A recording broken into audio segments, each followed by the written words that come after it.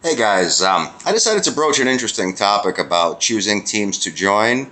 Finesse, some people might say hijack in some cases.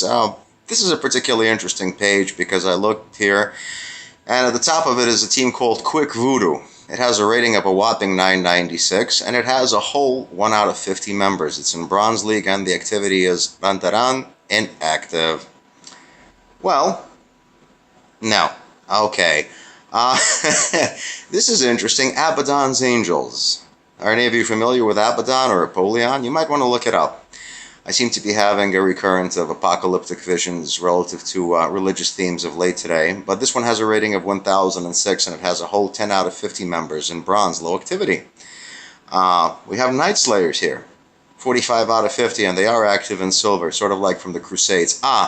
And here below them we have, or actually above them, 1198 Jesus Freaks. It's interesting how all of these things seem to be related on one page. What do you think, Ghost? I mean, somebody might say that this is all a coincidence, but here we have 1, 2, 3, 4, 5 names connected, right? So Jesus Freaks are 35 out of 50. They're in gold and they're active. And we have Grave. So we have Quick Voodoo, right, which is related to zombies and things of that sort, not just. Of course, I realize Abaddon's Angels. Relative to the Fall Night Slayers, which is the Crusades, we have Jesus Freaks, right? Also relative to Religion and the Grave, which is once he came after 3 days, according to legends.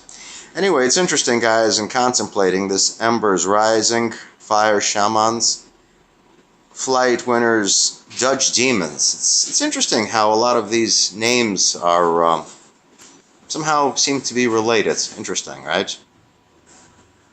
Let's take a look at the next page. Dragons of Hell. Shelter Dungeon, MGBW. I have no idea what that is. But anyway, guys, I'm getting off topic here. Gong long.